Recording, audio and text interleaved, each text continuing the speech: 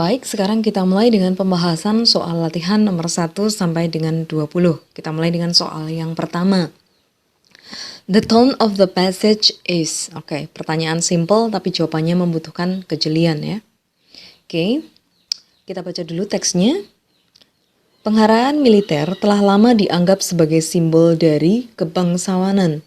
Dan oleh karenanya, ketika Amerika Serikat masih merupakan negara muda yang baru saja menyelesaikan revolusi dan sangat ingin menjauhkan dirinya sendiri dari apapun yang berbau monarki, ada sentimen yang kuat terhadap menentang military decoration atau penghargaan militer. Selama 1 abad, mulai dari akhir dari Perang Revolusi sampai dengan Perang Saudara, Amerika Serikat tidak menganugerahkan penghargaan militer. Pemberian Medal of Honor atau medali kehormatan pada tahun 1861 menjadi sumber dari diskusi dan perhatian yang sangat besar. Dari Perang Saudara sampai Perang Dunia yang pertama, The Medal of Honor adalah satu-satunya penghargaan militer yang diberikan oleh pemerintah Amerika. Dan sekarang ini hanya diberikan untuk kasus kepahlawanan yang paling ekstrim. Meskipun Amerika Serikat masih agak enggan untuk memberikan penghargaan militer, beberapa penghargaan telah diberikan sejak Perang Dunia yang pertama. Yang pertama kita cermati gaya bahasanya. Apakah itu anger? Kita cocokkan dengan opsi jawaban. Anger itu marah, jelas enggak. Humorous enggak. Outrage itu malah juga enggak. Oke, sekarang kita tinggal punya 2. Apakah ini informatif atau analitik? Oke. Teks ini memberikan informasi kepada kita tentang sikap dari orang Amerika Serikat, apa akibat dari sikap itu, dan lain-lain ya. Jadi teks ini lebih bersifat memberikan informasi daripada analitis. Analitis adalah menganalisis situasi ya. Jadi untuk teks yang pertama, jawabannya yang benar adalah yang D. Sekarang masuk teks yang kedua, pertanyaannya masih seputar tone dari passage. Ini bisa dideskripsikan sebagai, sekarang kita baca teksnya bersama-sama. Salah satu perubahan utama dalam jurnalisme terjadi pada sekitar tahun ini, waktu-waktu ini.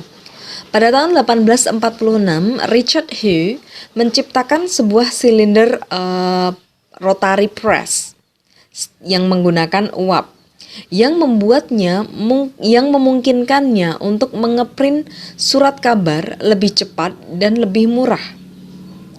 Perkembangan dari telegraf juga memungkinkan pengumpulan yang jauh lebih cepat, pengumpulan dan pendistribusian berita yang lebih cepat.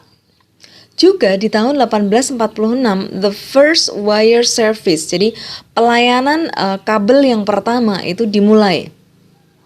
Sebuah tipe dari surat kabar muncul sekitar tahun ini, yaitu tipe yang lebih cocok dengan spirit, semangat, dan kebutuhan dari Amerika yang baru.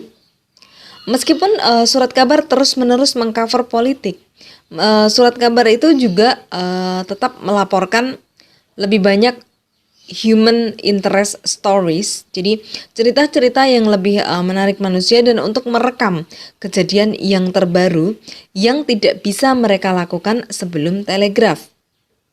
Koran-koran New York dan yang ada di kota-kota bagian utara mempertahankan korps dan korespondensi untuk masuk ke semua bagian negeri untuk mengcover event-event yang layak diberitakan. Jadi kalau untuk teks ini, penulis menempatkan dirinya sebagai pengamat ya. Oke, sekarang kita akan lihat opsi jawabannya. Apakah ini objektif? Objektif artinya adalah dia tidak punya keberpihakan. Jadi dia menyampaikan sesuatu yang faktual. Oke, kita kasih tanda dulu.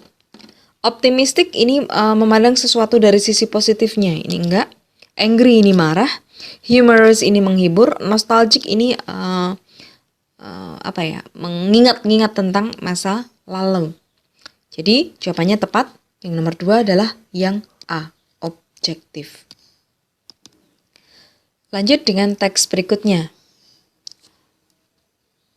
dengan darah dinginnya. Nah, ini sebuah judul ya. Dari Truman Capote adalah sebuah contoh yang terkenal dari novel non-fiksi. Sebuah tipe penulisan yang berdasarkan pada kejadian-kejadian faktual, di mana penulis berusaha mendeskripsikan kekuatan-kekuatan yang mendasari pikiran dan emosi yang mengakibatkan kejadian yang aktual itu. Dalam bukunya Capote, penulis mendeskripsikan pembunuhan yang sadis dari sebuah keluarga di sebuah peternakan di Kansas. Sering menunjukkan sudut pandang dari pembunuhnya. Untuk meneliti buku ini, Capote mewawancarai para pembunuh dan dia menjaga bahwa bukunya menampilkan rekonstruksi yang sebenarnya dari kejadian itu. Nah, tone dari teks ini bisa dikatakan sebagai yang apa? Apakah cold? Cold itu dingin. Emotional itu penuh emosi. Apakah sadis? Apakah indifferent? Indifferent ini artinya tidak peduli. Atau deskriptif. Nah, jawabannya adalah yang E. Jadi, dalam teks ini, penulis berusaha menyampaikan tentang mendeskripsikan karya dari Truman Capote. Isinya apa, bagaimana dia meresearch bukunya. Oke, 3E. Lanjut dengan nomor 4. The author's attitude terhadap Iguachu Falls bisa dideskripsikan sebagai sama. Ini tone gayanya bagaimana? Kita baca dulu. Air terjun Iguachu yang terletak di perbatasan antara Argentina dan Brazil dikatakan membuat Niagara itu kelihatan seperti keran yang bocor. Nah, The Great Cataracts, katarak di sini artinya adalah air terjun ya. Air terjun yang luar biasa ini terbentang sepanjang 2,5 mil di lushy foliage rocky outcropping. Jadi di bebatuan yang tertutup hijau gitu ya, daun-daunan hijau sebelum terjun sekitar 230 kaki ke sungai di bawahnya. Pertama sebelum kita lanjut, perhatikan pilihan kosakata yang dipakai di sini. Coba penggunaan kata the great. Jadi ini menunjukkan sesuatu yang positif. Kita lanjutkan dulu. The Falls Region, jadi daerah air terjun ini sangatlah lebat hutannya dan menjadi rumah dari beragam tanaman dan binatang, termasuk sejumlah tanaman dan binatang yang terancam punah. Ini adalah surga. Perhatikan pilihan katanya. Ini adalah surga di mana parrots, burung beo, dive, menyelam, dan swoop, meluncur di antara spray atau dari airnya itu. Kemudian butterflies bersantai-santai di tanaman-tanaman tropis, dan coatis nama binatang, berang-berang yang besar, dan anteater mereka bersantai-santai di pohon. Dedaunan itu sendiri bervariasi antara daun-daun tropikal dan daun-daun dengan orchids yang blushing the shades of pine. Jadi